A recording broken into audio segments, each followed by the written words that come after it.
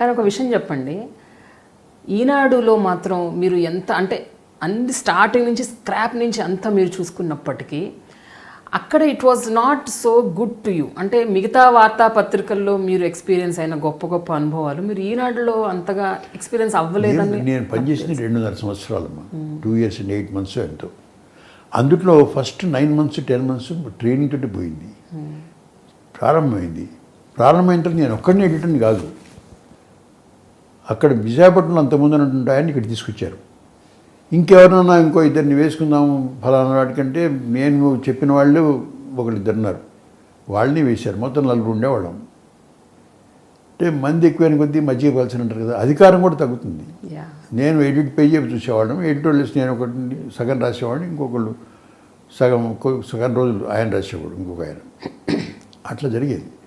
కానీ పూర్తిగా నాకే ఉన్నటువంటి ఇది ఎక్స్పీరియన్స్ మీకు లేదు. అట్లని రామోజీరావు గారు కూడా నన్ను ఎప్పుడు కూడా నువ్వు అట్లా రాసేందుకు ఇట్లా రాసేందుకు ఎప్పుడు చెప్పలేదండి, ఎప్పుడు అనలేదు. రామోజీరావు గారితో మీకు ఎలాంటి పొరపచ్చాలు, ఎలాంటి విభేదాలు లేవు? ఇంతవరకు లేవమ్మా. మరి మీరు ఎందుకు క్విట్ చేయాల్సి వచ్చింది? క్విట్ చేయడానికి కారణం మిగతా వాళ్ళు. అక్కడ నాకు నచ్చని కొన్ని జరిగినాయి, నా చెవిని పడ్డాయి, కొన్ని పొరపాట్లు జరిగినాయి. వాళ్ళు పొరపాటు చేస్తున్నారని నేను అనుకున్నాను. నన్ను ఇబ్బంది పెట్టేటువంటి పరిస్థితులు కొన్ని వచ్చినాయి. అందుకని ఇక్కడ ఉంటే మంచిది కాదు అండ్ సరిగ్గా నాకు అప్పుడే ఆంధ్రప్రభ నుంచి ఆఫర్ వచ్చింది. మొట్టమొదటిసారి ఆఫర్ వచ్చినప్పుడు రామోజీరావు గారు చెప్పాను, ఇట్లా ఆంధ్రప్రభ నుంచి ఆఫర్ వచ్చిందంటే don't go, it's a snake pit of politics, వైడీ గోదని మీ మనస్తత్వానికి మీకు పడదది. ఇక్కడ నేను అన్నాను కదా, మీకు ఏం లోపం ఉంది, ఎందుకు పోతారు అని అన్నారు. సరే డ్రాప్ చేసుకున్నాను. ఆ తర్వాత మళ్ళీ ఒకటి ఇన్సిడెంట్స్ జరిగినాయి. ప్రతిదానికి పోయి యజమాని దగ్గరికి పోయి ఏమండి వాడు ఇట్లా వీడు ఇట్లా అని చెప్పడం నాకు ఇష్టం ఉండదు. నా తత్వానికే వ్యతిరేకం. ఏదైనా హ్యాండిల్ చేయడానికి వీరుంటే నేనే చేయాలి. కరెక్ట్. కానీ వాళ్ళు నా సమాన హోదా ఉన్నటువంటి వాళ్ళతో నేను ఏం చేయగలను, కొంత విషయం ఏం చేయలేను. అందుకని నేనే బయటికి పోవడం మంచిది. వెంటనే మళ్ళీ ఇంకోసారి ఆఫర్ వచ్చింది దైవికంగా ఫ్రమ్ ఆంధ్రప్రభ. గోయంక గారు పిలుస్తున్నారు, ఒకసారి వచ్చి కలుసుకోవద్దా అన్నారు. మళ్ళీ చెప్పాను రామోజీరావుకి, మీరు రెండోసారి అడుగుతున్నారు, ఆబ్వియస్లీ మీరు అన్కంఫర్టబుల్గా ఉన్నారు, ఏవో కొన్ని ఉన్నాయి, మీ ఇష్టం వెళ్ళండి అన్నాడు. నేను వెళ్ళటప్పుడు నన్ను చాలా గౌరవంగా పంపించాడు. నాకు గడియారం బహుకరించి ఆయన చాలా గౌరవించి పంపించాడు. ఆయన ఇతరుతో కూడా చెప్పాడండి, he is leaving with my permission అని చెప్పాడు ఆయన. అట్లా బయటకు వచ్చానమ్మా. My relationship continues to be good.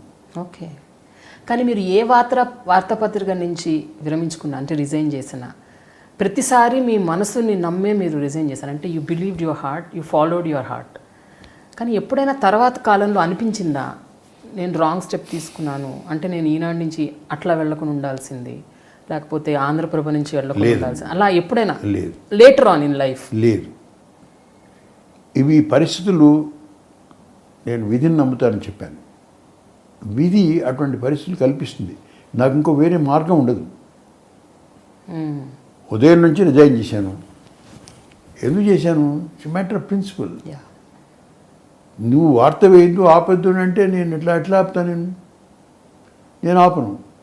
నాతో పాటు ఆ వార్తలో పత్రికలు పనిచేస్తున్నటువంటి వాళ్ళు ఇంకా 2-3 పెద్ద వాళ్ళు కూడా ఇద్దరు మంచి పొజిషన్స్లో ఉన్నారు. ఇప్పుడు మేము కూడా రిజైన్ చేస్తాం సార్ అన్నారు. వద్దు, బాధ్యత నాది, ఎడిటర్గా నా పేరుంది, నాది నైతిక బాధ్యత, కాబట్టి నేను రిజైన్ చేయాలి, మీరు చేయొద్దు అంటే నా కారణం ఏంటంటే వాళ్ళ కుటుంబాలు ఇబ్బంది పడతారు, నా విషయం వేరు. అట్లా నాకు ఇష్టం లేకపోతే పరిస్థితులు అటు వచ్చినాయి, ఏం చేస్తాం? నేనేదో పెద్ద ఈ ప్రిన్సిపల్డ్ అది అని కాదు, పరిస్థితులు అటు వచ్చినప్పుడు ఎవడైనా అదే చేస్తాడు. పరిస్థితులు అట్లా వచ్చినప్పుడు కూడా చాలామంది కాంప్రమైజ్ అవుతారు. అంటే ఉద్యోగం ఇంపార్టెంట్, లేకపోతే ఈ జీతం సడన్గా మళ్ళీ మనం వేరే చోటుకి వస్తే ఇంత జీతం వస్తుందా, ఆ హోదా వస్తుందా, నిజంగా కంఫర్టబుల్గా ఉండగలమా? చాలా మంచి ప్రశ్న. జనరల్గా ఉంటుంది. చాలామంది ఇప్పుడు కాంప్రమైజ్ అయ్యి బతుకుతున్నారు చాలా ఉద్యోగాల్లో. మీరు ఎందుకు అలా చేయలేదు అని అడుగుతున్నాను. నాకు అటువంటి పరిస్థితి రాలేదు, నెంబర్ 1. నెంబర్ 2 ఏంటంటే, నెంబర్ 1లో కూడా కొంచెం వివరించాలి. ఎడిటర్గా ఉన్నటువంటి వాడు, నేను సబ్ ఎడిటర్ దగ్గర నుంచి పైకి ఒక్కొక్క మెట్టు పైకి వచ్చిన వాడిని. ఎడిటర్గా దిగిపోయిన తర్వాత ఎక్కడికి పోయి అసిస్టెంట్ ఎడిటర్గా పనిచేయలేము. ఆంధ్రప్రభ ఎడిటర్గా పనిచేసి ఇంకొకటి పనిచేయగలను. నాకు నేను ఎప్పుడైనా నుంచి మానుకోవాలి అనుకున్నప్పుడు 91లో ఫర్ ఎగ్జాంపుల్, అది ఇతరుల్ని హారం చేయకుండా, ఇతరుల్ని హారం చేయాలనుకుంటే నేను ఉండొచ్చు. నేను బయటికి పోవడమే మంచిది, వాళ్ళు బయటికి వాళ్ళని ఇబ్బంది పెట్టకూడదు అనుకుని నేనే బయటికి పోయాను. రిజైన్ చేయడం అంటే రిటైర్మెంట్ అడిగాను, వెళ్ళిపోయాను నేను.